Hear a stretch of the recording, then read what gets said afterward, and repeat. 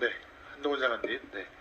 어제 오후에 그 TV조선 단독으로 16일 이재명 대표에 대한 구속영장이 청구될 것이다 이렇게 보도가 났습니다. 아까 장관님은 이에 대해서 보고받으신 바는 없다고 했는데 저는 모르는 일입니다. 맞습니까? 예. 근데 이제 기자가 아는 거를 장관께 이제 보고가 안 되니까 이건 좀 문제점이 있고 혹은 장관님께서 빨리 확인을 하고 이거에 대해서 뭐 보도자재 요청이라든가 이렇게 해야 되는 게 아닌가 싶은데요. 어떻습니까? 아마 이 며칠 전에 중앙지검의 간부 티타임에서 그런 여부를 결정하겠다는 말을 가지고 아마 추측했은 것 아닌가 싶습니다. 저에게는 법무장관이 받는 보고는 어떤 그런 가능성의 보고가 아니라 어떤 계획이 정해졌을 때 보고이기 때문에 제가 현재까지 그런 보고를 받은 바는 없다는 점을 다시 한번 말씀드립니다. 제가 지난번 국회에서 장관님께 또 질의를 했지만 이제 피의사실 유출 관련된 문제점, 특정 세계 언론사가 매일같이 피의사실 혹은 유죄 예단을 주는 사실에 대해서 계속해서 연달아 보고를 해서 국민들에게 나쁜 예단을 준다, 그 문제점을 지적했는데 그게 아직까지도 고쳐지지 않는 것 같습니다. 거의 매일같이 나오고 있고요.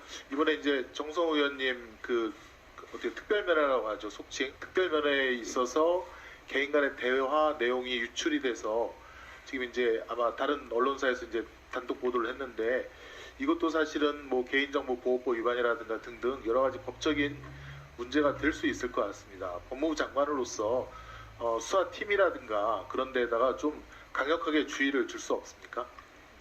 수사 상황이 검찰이라든가 수사팀으로부터 외부로 나가는 건 안 된다라는 점에 제가 공감은 하고요. 다만 이런 아주 국민의 관심이 집중된 사안이 수사가 진행될 때는 과거부터 이 여러 가지 보도들이 집중되어 온 것도 사실 아닙니까? 그만큼 국민들의 관심이 높으니까. 그리고 거기에 대해서 반대편에 대한 보도가 날 경우에는 응원하고, 그리고 자기 편의 보도가 났을 경우에는 말씀하신 것처럼 여러 가지 문제 제기를 하는 이런 것도 늘 반복된 건 사실입니다. 다만 말씀하신 것처럼 말씀하신 것처럼 그런 식의 어떤 이 의도적인 유출이 있거나 그럼 당연히 안 되는 것이고, 그 부분에 대해서 제가 한번 필요한 조치. 장관님, 제가 이제 질의할 것은 많은데 답변을 좀 간결하게 해주시면 감사하겠습니다. 역시 저도 곽상도 씨 50억 뇌물죄에 대해서 무죄 판결 나온 거를 언급하지 않을 수가 없는데요. 지금 이제 판결 내용을 보니까 이 퇴직금 명목으로는 도저히 볼 수 없는데 50억을 왜 줬는지 모르겠다. 그 대가관계가 뭘까에 대한 의문 때문에 무죄를 선고한 이유 중에 하나인데, 혹시 장관님께서는 어떻게 생각하시나요? 이 50억을 갖다가 왜 줬을까? 위원님, 저희는 항소심에서 형사적 검찰이 그것을 반드시 규명해 내기 위해서 노력할 거란 말씀을 드리고요. 거기에 대해서 법무장관으로서 그 사안의 하나하나에 대해서 말씀드리는 것이 적절합니다. 공소장에 기재된 이유 말고 다른 이유에 대해서 수사를 한 적이 있습니까?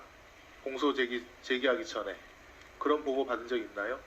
그 공소 제기는 이 지난 정부에서 이루어진 것이기 때문에 그 공소 제기 상황이 잘 모릅니다. 다만 지금 아까 제가 말씀드린 것처럼 지금 김만배 일당의 자금 은닉에 대해서 아주 적극적인 수사가 진행되고 있고, 어제는 김만배 씨에 대해서 구속영장이 다시 청구되기까지 했었습니다. 그 취지가 관련한 로비 의혹에 대해서 철저히 규명하겠다는 의지고요. 지금 이제 장관님 보강되어 있다고 알겠습니다. 뭐 거의 모르시겠다는 말씀인 것 같은데 50억 클럽에 대해서 이제 여러 명이 지금 언급이 되고 있지 않습니까? 각각의 어떤 기여가 있으니까 50억을 주겠다. 또 실제로 준 사람도 있고, 또 어떤 사람은 100억 이상 이득이 갔다라고 하는 그런 사실도 있는데 아직 확정된 얘기들은 아닌 것 같고요. 말씀하신 일단 좀 들어보시죠. 그래서 그 부분에 대한 수사가 역시 필요하다라고 지금 말씀하시는 거죠? 그거 안 하고 이 수사 끝날 수 있겠습니까? 네, 그러니까